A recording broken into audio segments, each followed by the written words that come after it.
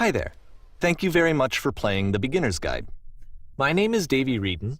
I wrote The Stanley Parable, and while that game tells a pretty absurd story, today I'm going to tell you about a series of events that happened between 2008 and 2011. We're going to look at the games made by a friend of mine named Coda. Now, these games mean a lot to me. I met Coda in early 2009 at a time when I was really struggling with some personal stuff, and his work pointed me in a very powerful direction. I found it to be a good reference point for the kinds of creative works that I wanted to make. So just to start you off, this is, I think, the first game he ever made. It's a level for Counter-Strike. You can walk around here, by the way. And mostly it's just Coda learning the basics of building a 3D environment. But what I like is that even though he starts from the simple aesthetic of a desert town, he then scatters these colorful abstract blobs and impossible floating crates around the level. And of course, it destroys the illusion that this actually is a desert town, and instead this level becomes a kind of calling card from its creator. It's like a reminder that this video game was constructed by a real person. And it kind of makes you wonder, what was going through his head as he was building this? This is what I like about all of Coda's games. I mean, not that they're all fascinating as games, but that they are all going to give us access to their creator. I want us to see past the games themselves. I want to get to know who this human being really is. And that's exactly what we're going to do here. So, it's 2008, Coda starts making these games, and he never releases any of them. He doesn't put them onto the internet, he just makes them and then immediately abandons them, and they sit on his computer forever. And I think he really understood this image of himself as a recluse. At one point, he jokingly renamed his computer's recycling bin to Important Games Folder. So, you know, this was just how he worked. He tended to crank them out one after the other without even really pausing to try to understand what he had just made, until suddenly one day, he just stopped. In 2011, that was it. He made his last game, and then he hasn't made another one since. And that's why I've taken this opportunity to gather all of his work together, is because I find his games powerful and interesting, and I'd like this collection to reach him, to maybe encourage him to start creating again. And if the people like you who play this also happen to find his work interesting, then I'm sure it'll just send that much stronger of a message of encouragement to Coda. So thanks for joining me on this. If you have a particular interpretation that I haven't mentioned here, or if you just need to get in touch, you can email me at daveywreden@gmail.com. Okay, that's about it for introduction. Let's take a look at Coda's first proper game. As each game is loading, I'll show you the date that it was completed. This first one was made in November 2008.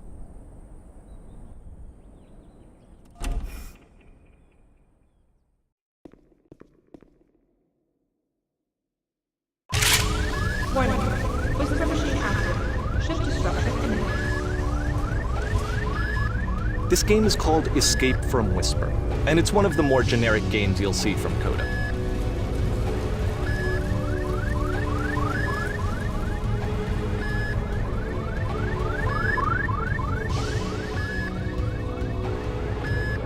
Security call breached. Hostile alien life form inbound. It kinda looks like this game was abandoned mid-development. For instance, you have this gun, which you'd think would indicate that there are supposed to be monsters or enemies somewhere, but then clearly there are no enemies anywhere. You can't even reload the gun when you run out of bullets. But ultimately we don't really know. Maybe Coda thought that actually it was complete the way that it is. And I think that we should talk about his games for what they are, rather than for what they're not. Enemy force neutralized. Begin chute evacuation.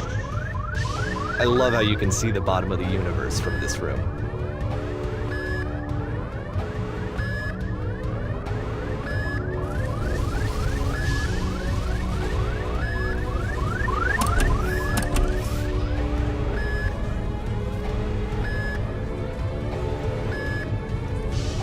Apparently this space station has a labyrinth on it. Sure, I don't know. There's really no reason for it that I've ever been able to discern, so in the interest of time, I'm just gonna skip you on past it. Okay, this is the part that's interesting. The game has this narrative about the whisper machine and how it has to be turned off, and then you get to the engine room.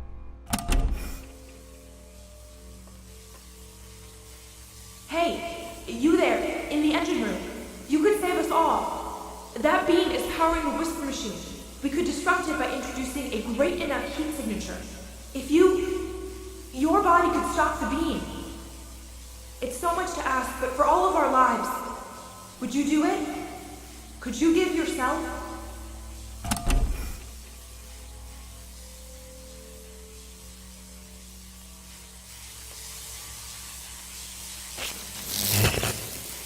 Let me pause here for a second. What you just experienced, stepping into the beam and then dying, is probably what Coda had initially intended when he was developing this level. But when he first compiles and plays it, something goes wrong. There's a bug somewhere. And this is what happens instead.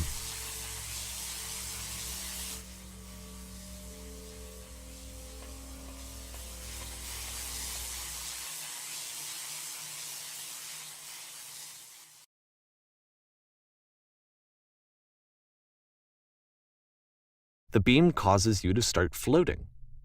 And this is an important moment for him.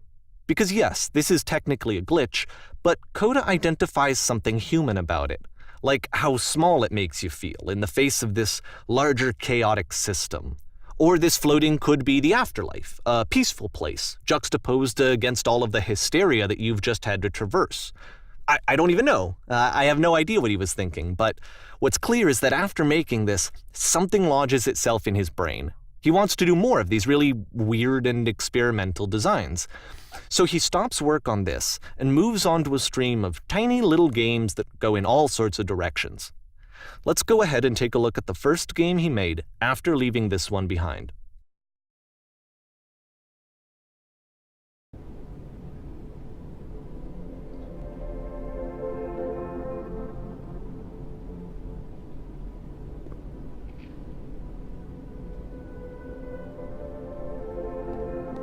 Yep, in this game you can only walk backwards.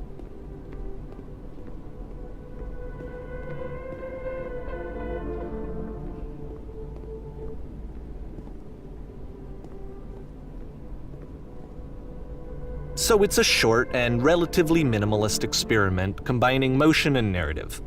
It is less advanced than the previous game, but actually it seems to be more focused, more complete.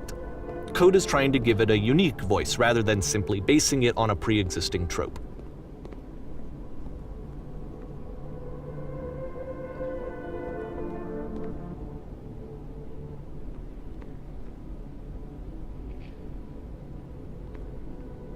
It's a short little thought, it says what it wants to say, and then it ends. Didn't need anything more than that. Which to me is why it works, because it gets out quick. Okay, next one.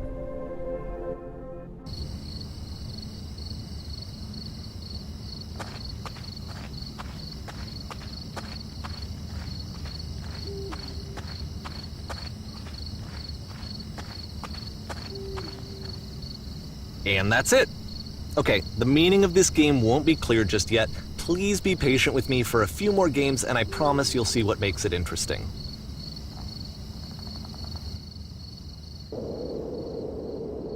Oftentimes, Coda would put bizarre titles like this one at the start of his games. I wish I'd known him at the time that he was making these early games.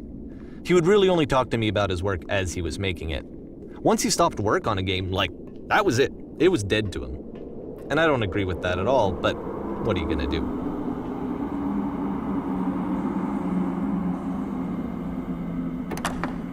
Once you've been slowed to an absolute crawl, the door at the top of the stairs opens.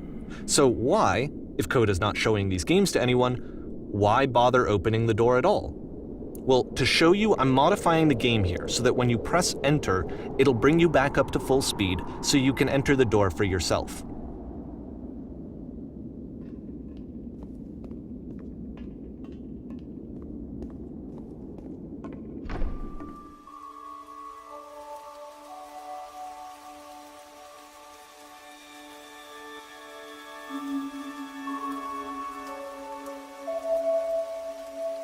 A room that's warm and nice and filled with little ideas for games.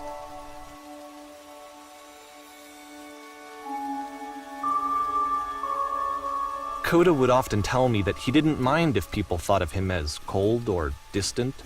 He said that he knew that he was actually a vibrant and compassionate person, but that it takes time to really see that. It can be a very slow climb to get there.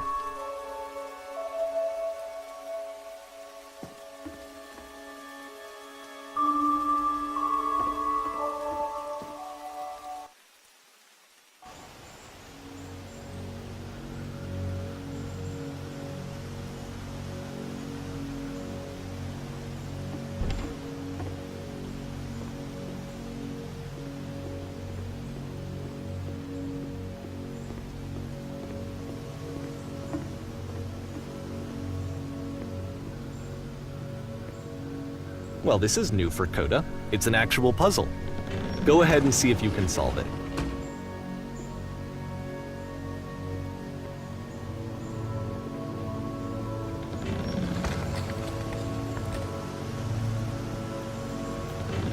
Don't forget that solution, because we're going to see this puzzle again soon. We're going to see it a lot.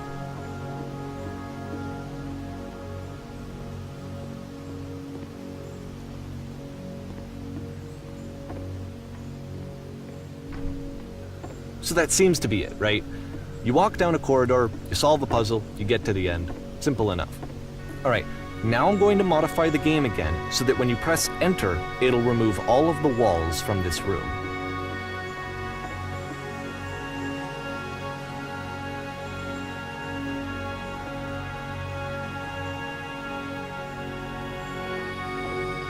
How about that? There was more to it than we had any way of knowing. I actually find it funny that this game comes after the Stairs game, since they essentially convey the opposite idea. So, in the Stairs game, a dull exterior concealed a rich interior. And then, in this level, a dull interior hides this fantastic outer world. Either way, I think that the point is the same, is that most of the time you don't get to know what you're missing, or even that you're missing anything. That's not your role as a player. So if your role here is not to understand, then what is it?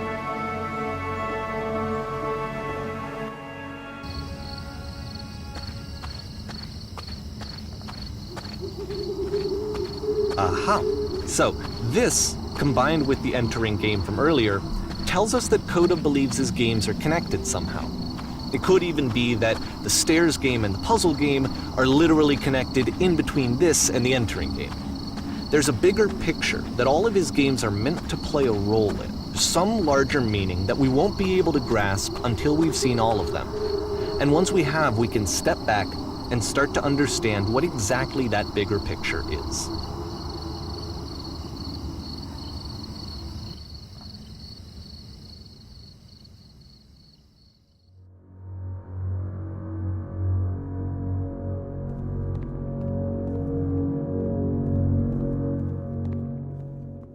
Let's talk about video game development for a second. Every video game runs on what's called an engine, which determines what the game can and cannot do. So in other words, the engine is a set of tools for game development. To make all of these games, Coda is using an engine called Source.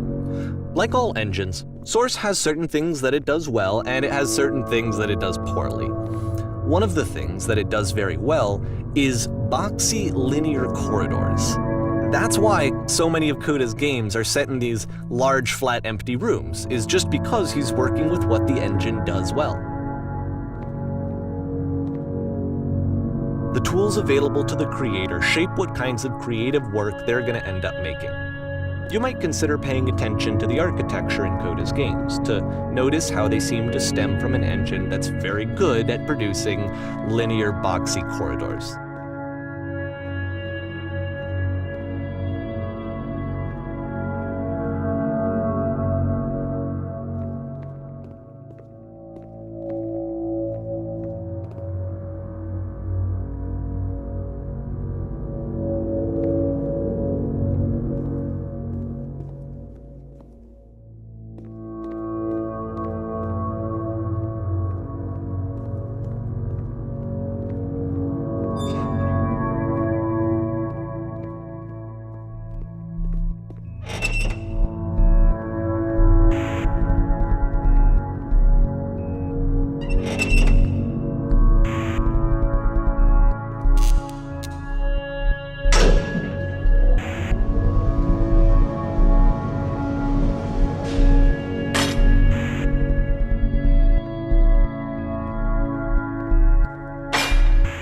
This prison, funny enough, in Coda's original design, the doors stayed shut for a full hour before letting you go. If you don't mind, I think we're gonna skip that. This is something that he and I used to argue about a lot. You know, whether a game ought to actually be playable, whether it means anything if no one can get through it. And I would always defend that, you know, all this work goes into the game, why not make it playable and accessible? And so we just got into heated arguments over it, and there was one time that after one of these conversations, he went home, and a day or two later, he sent me a zip file entitled Playable Games that was full of hundreds of individual games, each of which was just an empty box that you walked around in and nothing else. Believe me, I played every single one of those just to find out if there was like a gag hidden somewhere. There wasn't.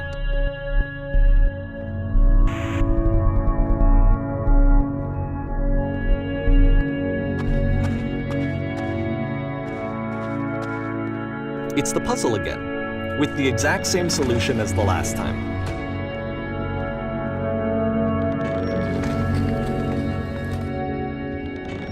There's still no clear indication of what makes this puzzle so special that Coda is going to return to it over and over. But I promise I'll share with you my interpretation very shortly.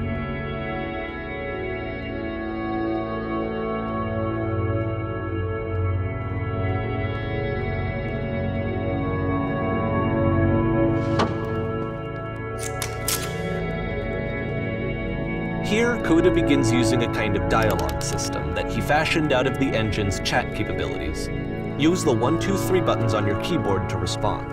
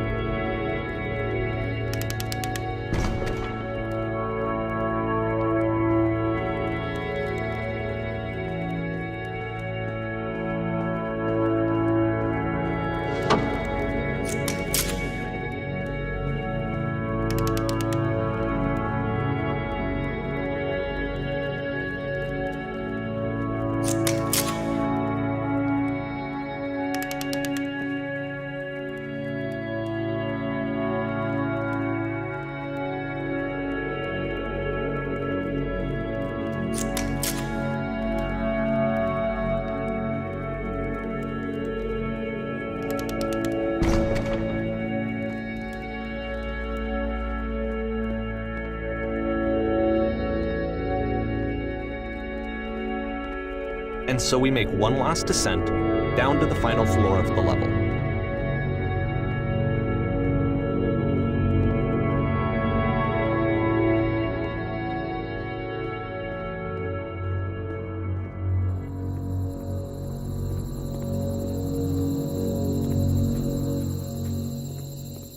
It's a lamppost.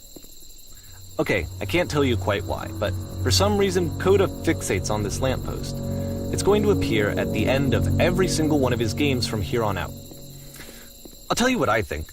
I think that up to this point, you know, he's been making really strange and abstract games with no clear purpose, and maybe you can only float around in that headspace for so long. Because now he wants something to hold on to. He wants a reference point. He wants the work to be leading to something. He wants a destination, which is what this lamppost is. It's a destination. We're going to see it in the work as well. His games are just going to become a lot more cohesive, a lot more fully developed, with more of a clear idea behind them. And as we go, that idea will get clearer and clearer and clearer.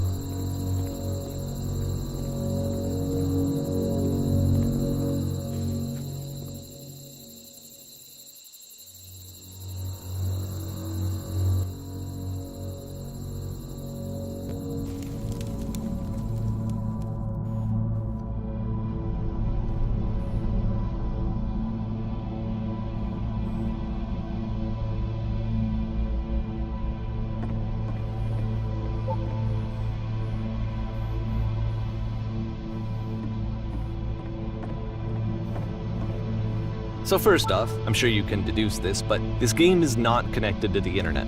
All of the notes that you're gonna see have been written by Coda. This was actually the first game of his that I ever played.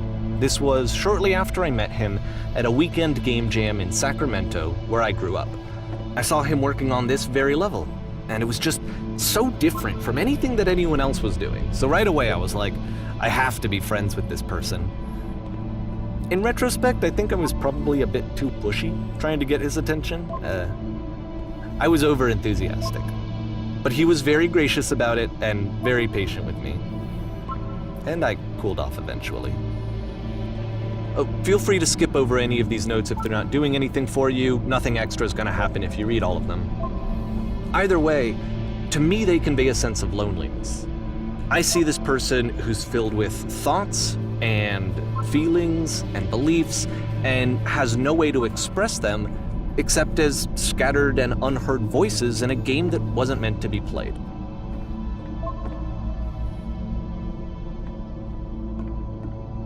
But it's ironic, isn't it, that in playing this game and seeing how alone Coda often felt, that we get to know him better and actually kind of connect with him. And I have to be honest with you, this idea is really seductive to me. That I could just play someone's game and see the voices in their head and get to know them better and have to do less of the messy in-person socializing. I could just get to know you through your work. I think this is why I always liked Coda's games so much, is because it felt like they let me have that connection. I felt as though he was inviting me personally into his world. And then I feel less lonely too.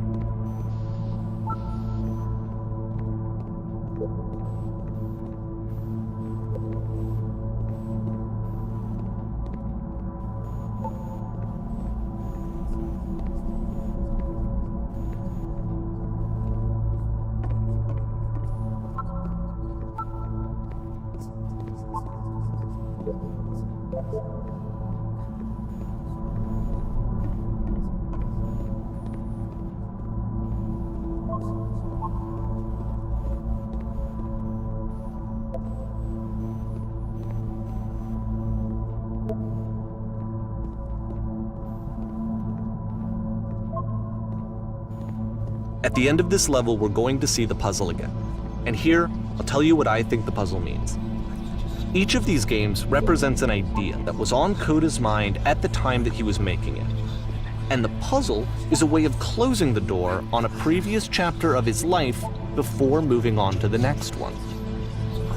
In each of his games, after exploring a theme that, he might find difficult, Coda can then place this puzzle that he knows has a reliable solution, he understands exactly how it works, and so it gives him a simple mechanism for moving on. And because there's this dark area between the doors, a space between spaces, before you move on, you get to pause. Just for a moment, a few seconds to reflect on and let go of the events that led you here. To step back and connect the pieces together. To grasp at that elusive bigger picture.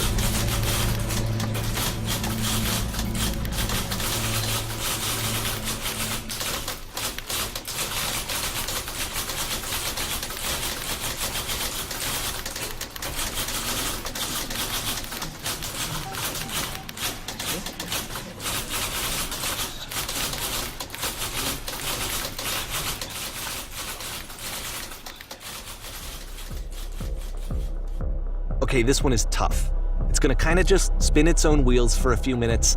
Hang with it.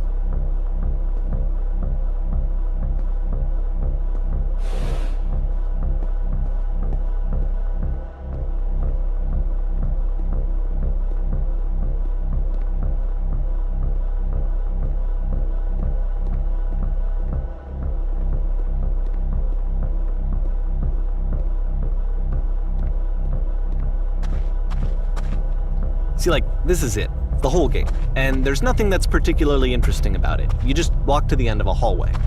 Except, for some reason, Coda gets really fixated on this prison that has all of this modern furniture.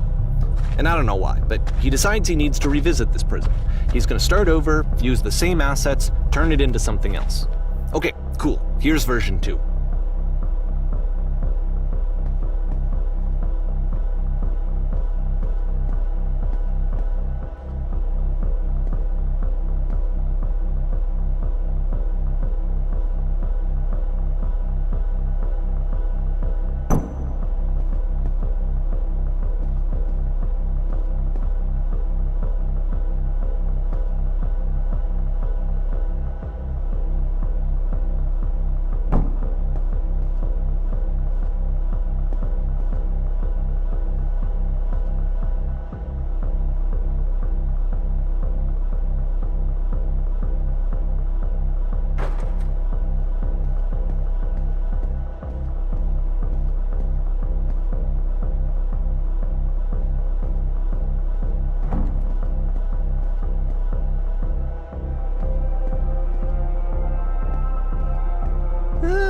there's a bit more to this one, but still it's not really communicating anything. It's kind of just weird for weirdness' sake.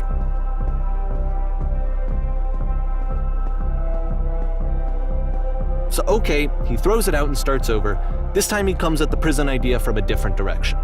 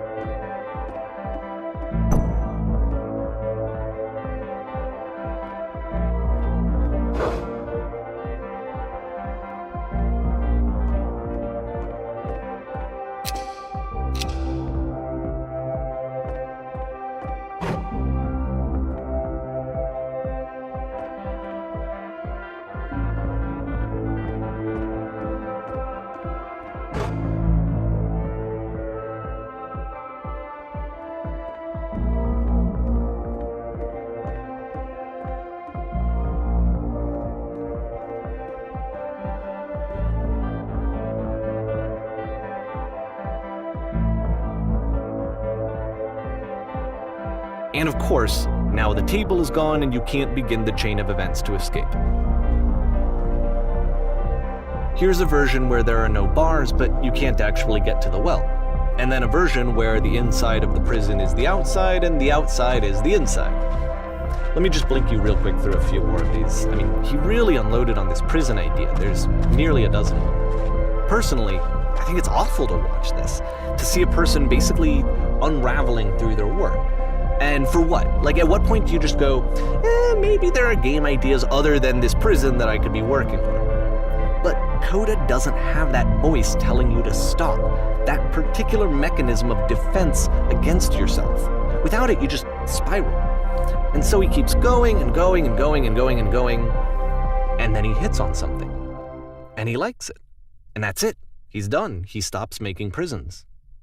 This is the very last version of the prison game that he created, and the reason I think it works is that the prison is not actually in it.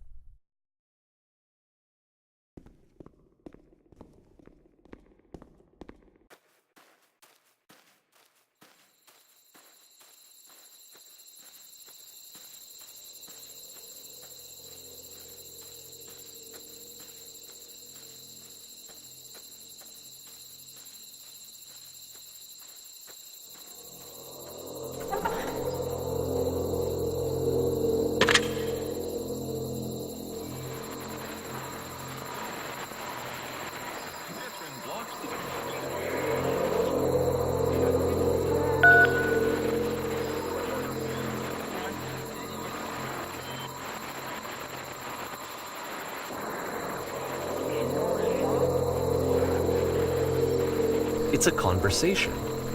And so this is what Coda wants, is to be able to talk to someone, to share what's on his mind, and to get some good advice from someone who knows. But the irony is that even in this scenario, you're still talking to yourself. You know, all of these games so far are Coda talking to himself.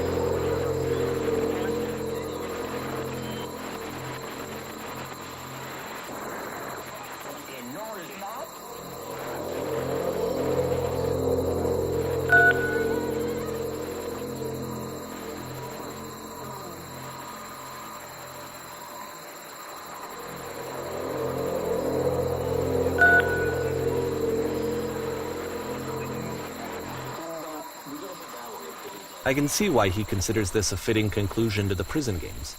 After all of the obsession and frustration, just to be told by someone you can trust that things are going to be okay. Wouldn't that be nice?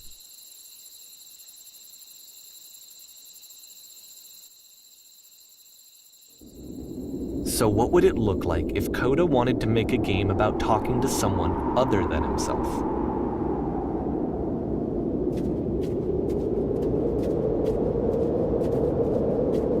To me, this environment is meant to represent Coda's puzzle, with the two doors on either side and a dark transitional space between.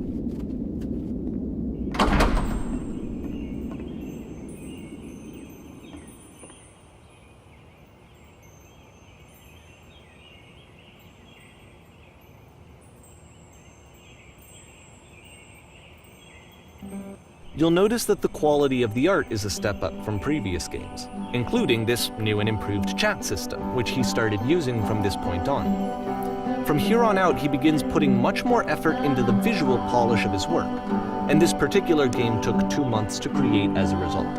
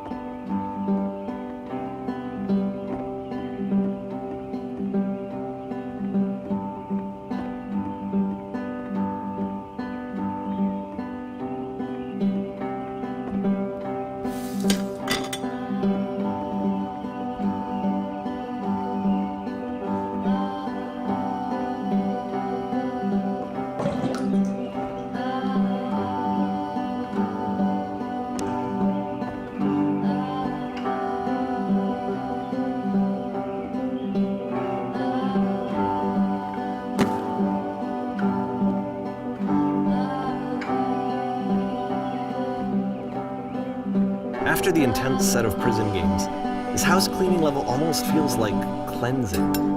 It's the moment after a particularly difficult or traumatic experience where you just need to let it sit and digest inside of you, and eventually cohere into something meaningful.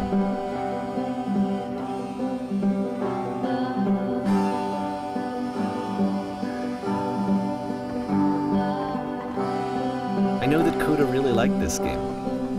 Of all of his work, actually, this was the only one that he called me up to ask me to come over and look at it. This was during a period of a few months where he was like grossly happy all the time, just walked around with a constant smile on his face.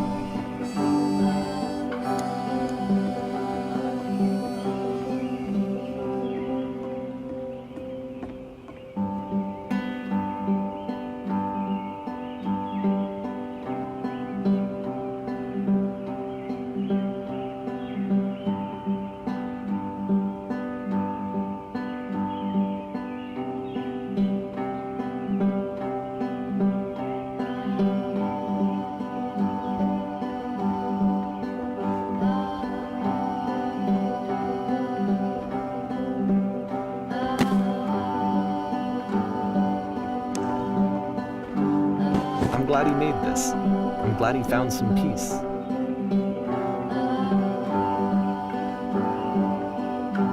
But, of course, it can't last.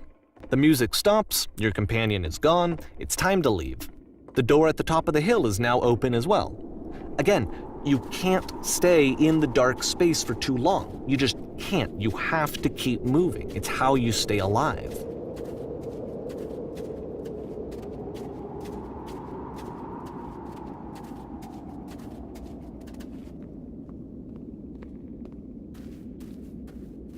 Which is the whole point of the puzzle doors, right? That sooner or later you have to pick up and move. I really thought that was the point of it.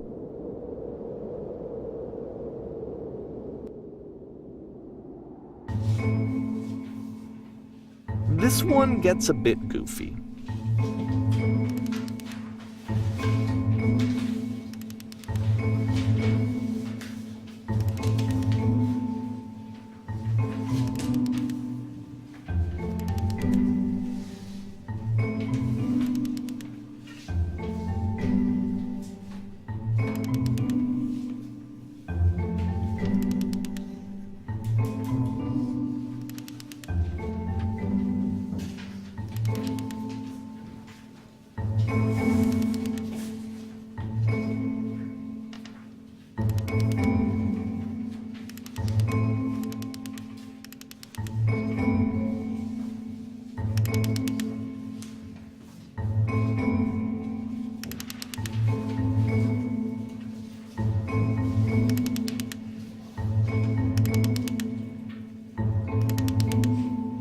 About halfway through the game, the perspective shifts.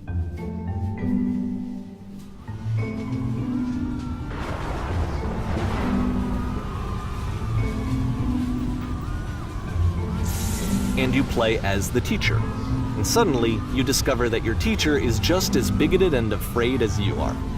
Oh, and also you can move around the classroom now.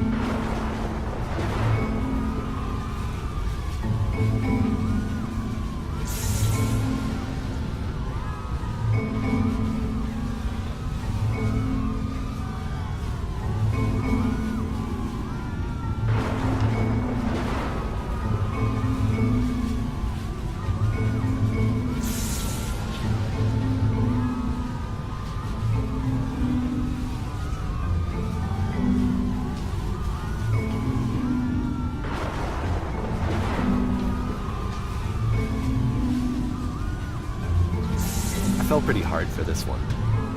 I feel like it's one of the most relatable experiences that you can have. To assume that some other person is perfect and totally fulfilled in every way, and completely miss all of the little flaws that make them painfully human. I think about this game a lot these days.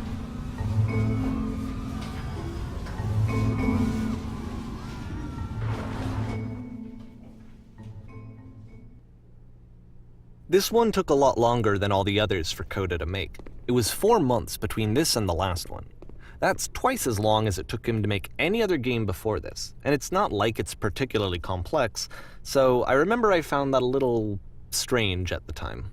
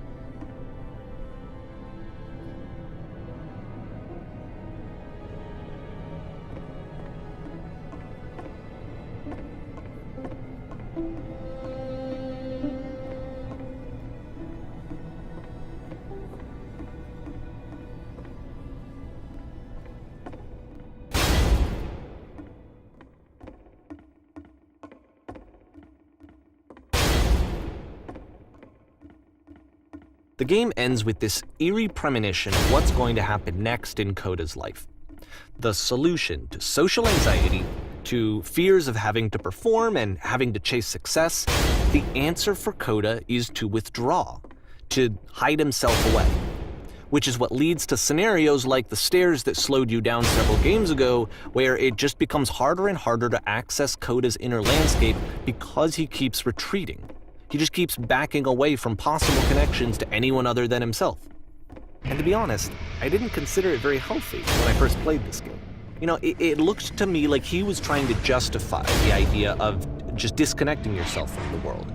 And that wasn't what I wanted for him or for his games. Because I feel like a lot of his games are inviting me to connect with this person, to bring him closer. But what can you do? After this, Coda went off and took another 5 months to make a new game.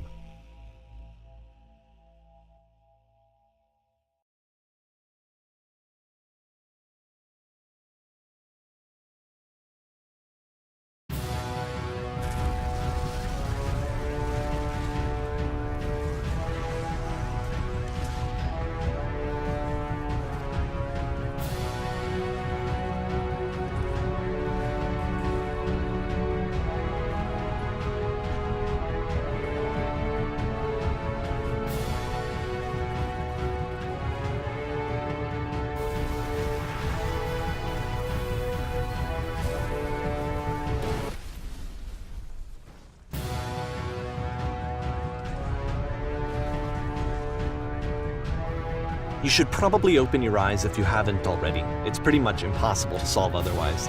And there is a solution, by the way.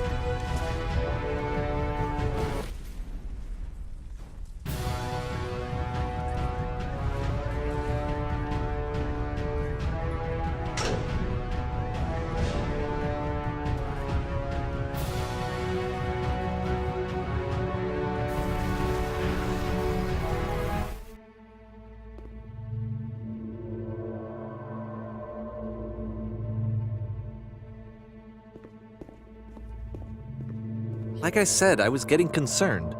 First off, he's never been this explicit in his work about exactly what he's thinking. So where's that coming from? But then even weirder, his work has potentially stopped being an outlet for him. Not like he's having trouble iterating on ideas, but he literally just can't think of new ideas anymore. And in person, he was being a lot more distant than usual. Like, you know how sometimes a person will just deflect anything that you say in order to keep themselves disconnected all the time? It was that kind of thing. Here was the point in my relationship with Coda where I really started to wonder if he needed my help in some way. His games are going to get more desperate from here on out. After this game, it's almost 6 months before he finishes something new.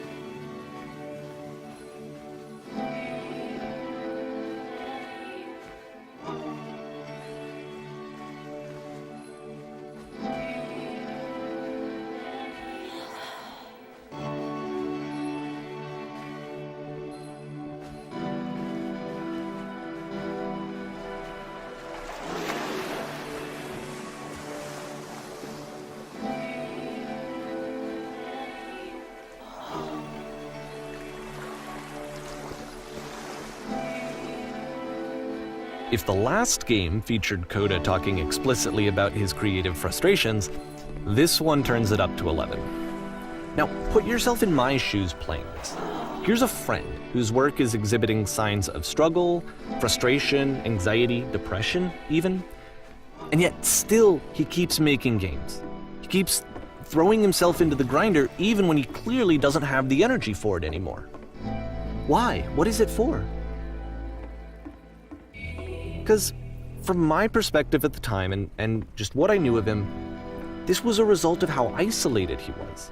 He was in his own little bubble, just sitting at his computer all day, not really showing these games to anyone, not releasing them onto the internet, and so he didn't have anyone outside of himself to connect with. He had no outlet to ground himself on.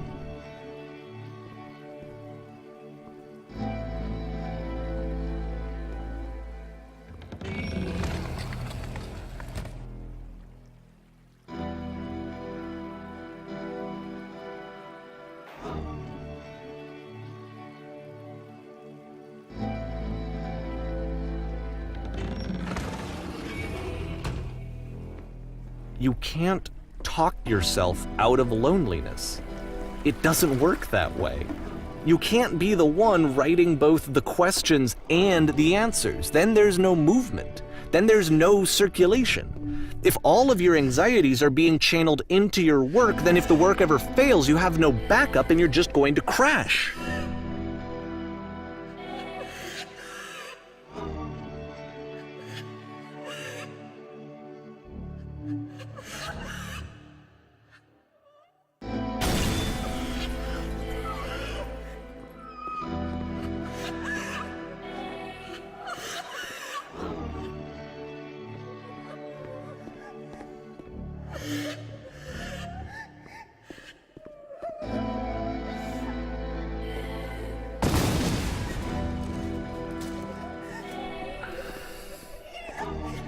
Seeing this game at the time that he made it, it looked really unhealthy to me. I was watching him do this to himself, and I hated it. I hated seeing him so trapped. It's like, video games are not worth this amount of suffering. This is someone I really cared about, and I used to get so much joy out of seeing him create. For him to suddenly become angry and frustrated like this, it was the worst thing for me.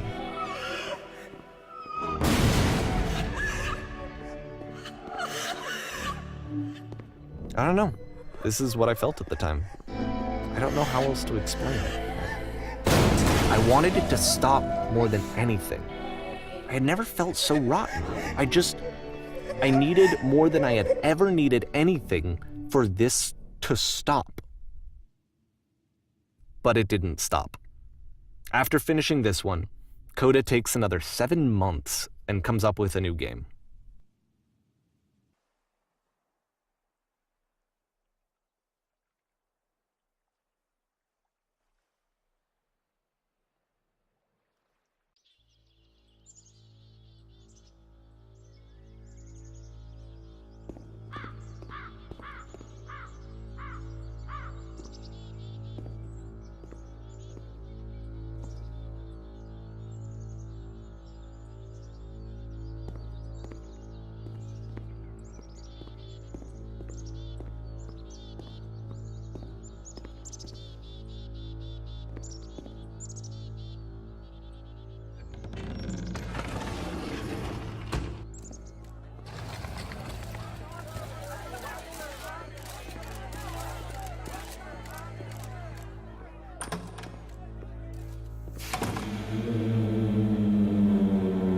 And of course, it's the machine.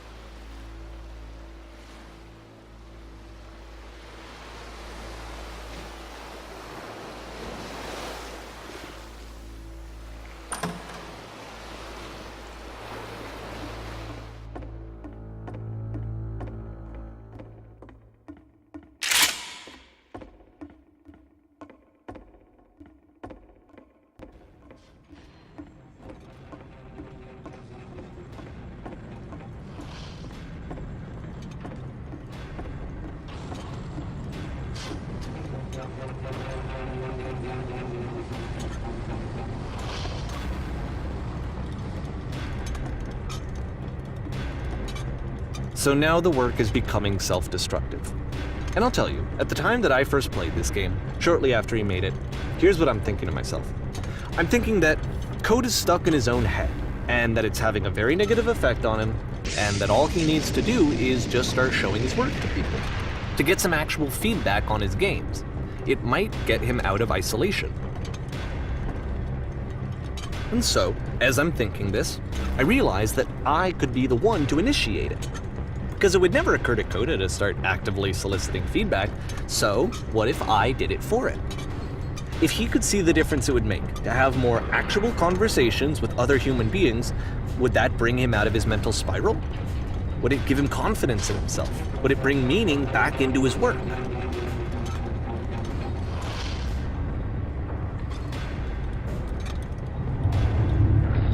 So I started showing Coda's work to people. I took this one, and the islands which you just played, the theater, the notes, the house cleaning game, and some of the prison escape games. I brought them to people that I knew and trusted. I asked their opinions. And the great part is that they really loved his games. You know, the point of it all was just to give him some external reference point, but they genuinely loved his work. There was nothing for him to be afraid of.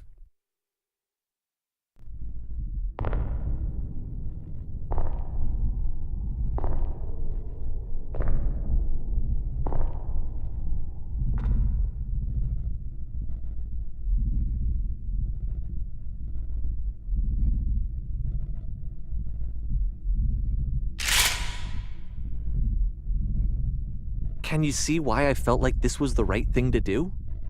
Because it's the thing that I always feel like I need, to be told that my work is good, that I am good. When someone really connects with a thing that I've made, when they see themselves purely in my work, there's nothing that feels better. And I got to give that very same feeling to my friend. I did something, I really felt like I'd done something good, like I was a good person. I felt like there was a friend who was in trouble and was unhappy and maybe didn't like themselves, and I could fix it. If I could give him this gift, maybe I could fix the problem. When they told me how much they enjoyed his games, it was the best feeling. It was the absolute best feeling. It made me feel so happy, so beautifully, beautifully happy.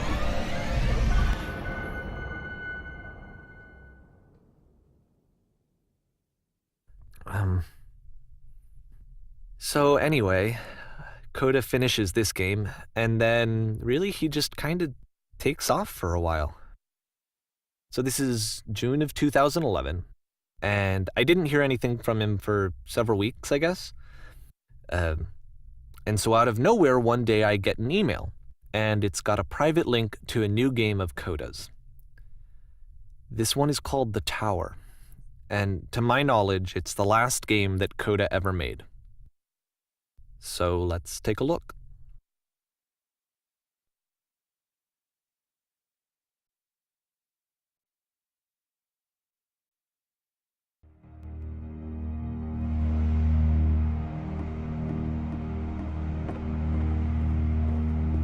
And this is where I have trouble saying anything meaningful about Coda's work. Because more than anything else, the tower just feels distant. It feels like it's trying to distance itself from the world. It's a very cold game.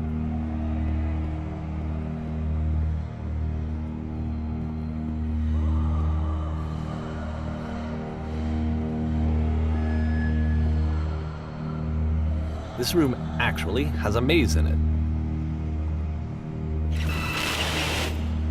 Except that all the walls of the maze are invisible. And then every time you touch one of the walls, there's this awful flashing and noise, so the experience is really miserable. The game goes beyond not being meant to be played, it actually seems to despise the player for trying to play it at all.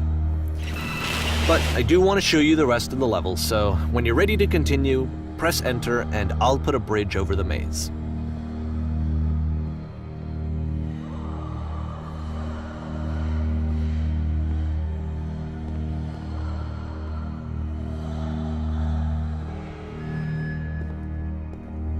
And to be fair, it's not like this is the first game that's needed some modification to be playable.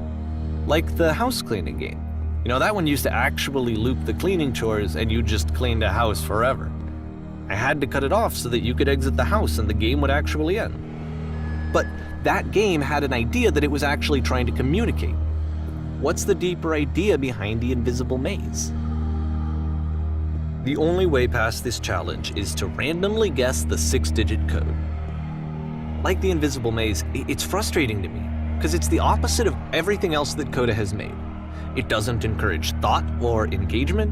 It doesn't ask anything of me, except a lot of my time. If I could have reached him during this time, then maybe I could have asked him, but I couldn't. I still don't really understand why this is here. I'll put the code on the ground for you here, though, so that we can move on.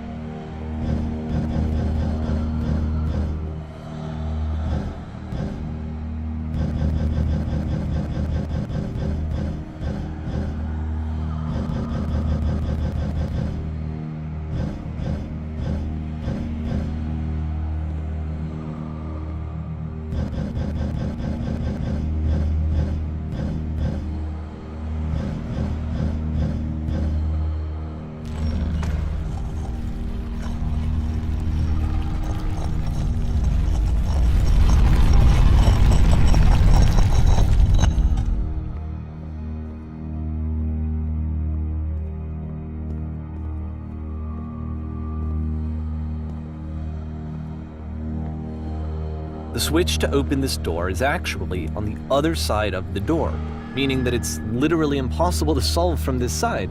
So even if you somehow brute forced your way through the first 2 challenges and you got to this point, there's actually just no way to progress. And it's scary for me, the idea of Coda cutting himself off entirely, just saying, that's it, that's the end of the conversation, not giving me any way to fix the problem. I feel like a failure, I guess, when I can't fix the problem. But I can open this door for you, so let me do that. Was I a failure for not understanding this game? I don't know why I would be. It's not like everything needs to have a solution, but I feel it somehow. I feel like I failed, and I don't understand why. I remember, it's June of 2011. I'm playing this for the very first time. And as I'm playing, I'm thinking to myself, I don't know this person. I have no idea who this person is. It wasn't the guy I knew, it wasn't my friend. I had come to so many conclusions from looking at all of his work up to this point, and then suddenly none of them... I had been trying to, though. That was the thing. For years I was trying to get to know him, to understand who he actually was and what he stood for. I asked him so many times to please just tell me what his games mean to him. I asked him please to tell me what the 3 dots mean. And he wouldn't. I just felt so strongly that if I could have connected with him, that if I could have somehow made his work my own, that I would finally be once and for all happy. It was that I needed to see myself in someone else. I needed to be someone other than me. But he stopped and left, and it felt somehow like I had failed.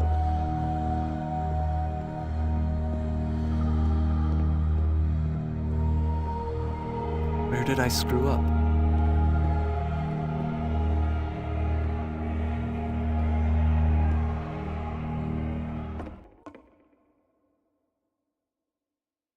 I'm the reason that you stopped making games, aren't I? It's because of what I did.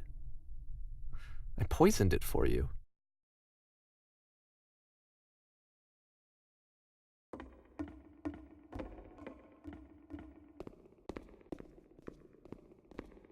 I don't think I ever told you this, but when I took your work and I was showing it to people, it actually felt... It felt as though I were responsible for something important and valuable.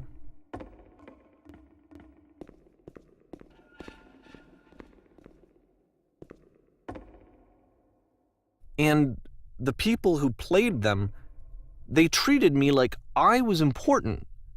They really listened and cared about what I had to say. Even though I was showing your work, I felt good about myself. Finally. For a moment, while I had that, I liked myself.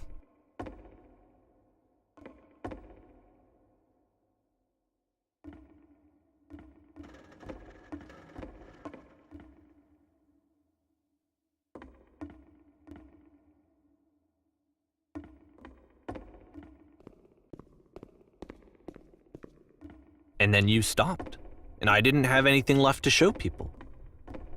I just had to be with myself. And as soon as that happened, there was no feeling at all.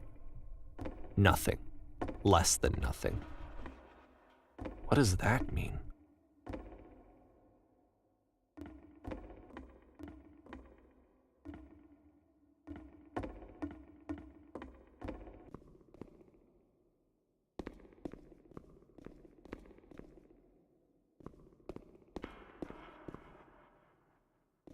I'm afraid that I did something really stupid because I don't like myself.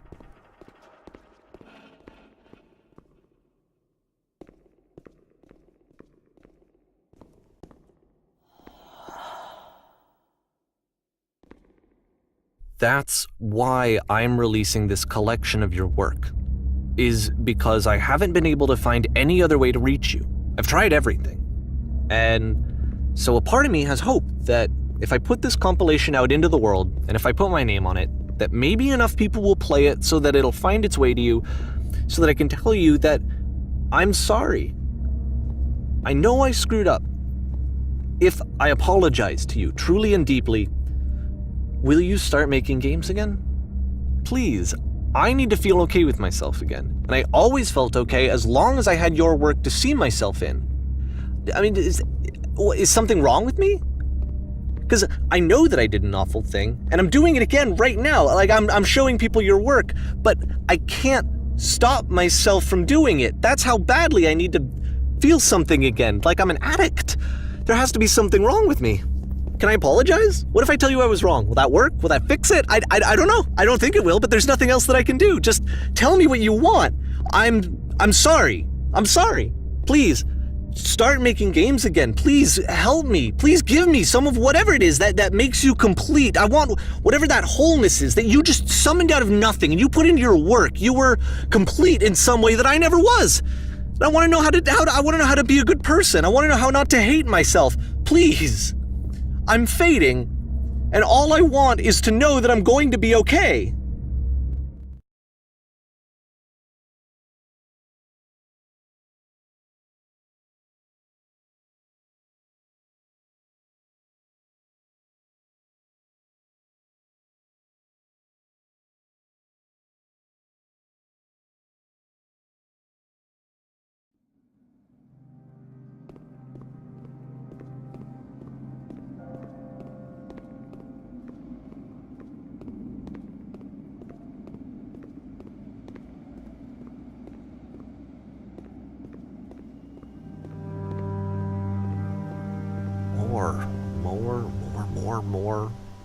More love, more praise, more people telling me that I'm good.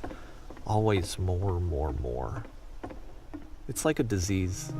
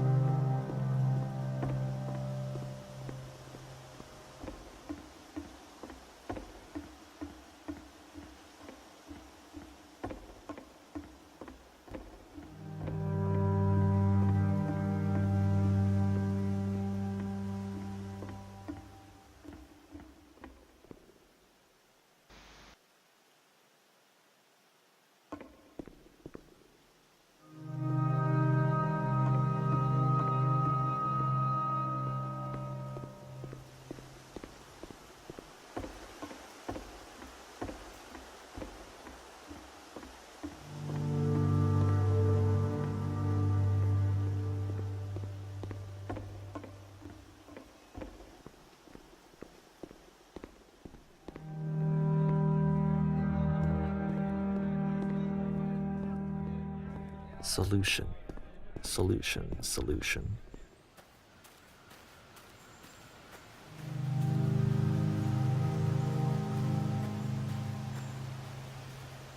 I guess if someone had told me ahead of time that he just really enjoyed making prison games, maybe I wouldn't have thought he was so desperate.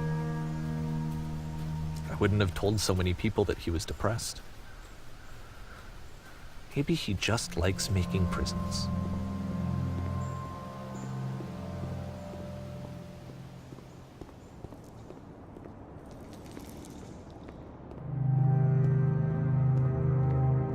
Even now, the disease is telling me to stop. Don't show people what a shitty person you are. They'll hate you.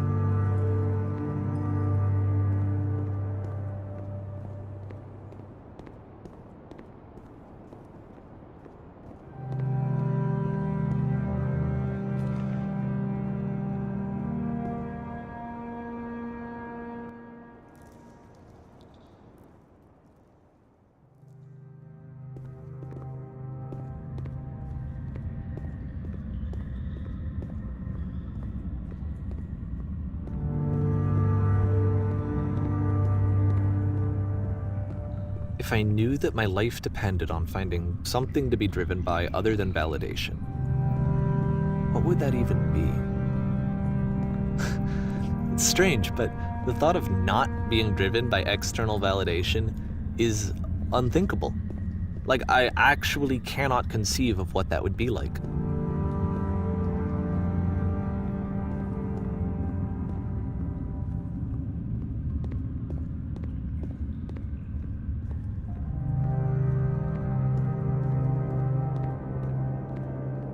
What now?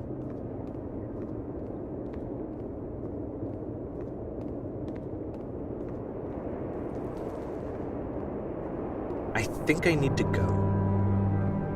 And I'm sorry, because I know that I said that I would be here and I would walk you through this, but I'm starting to feel like I have a lot of work to do. I have a lot that I need to make up for, and so I'm just gonna... Okay.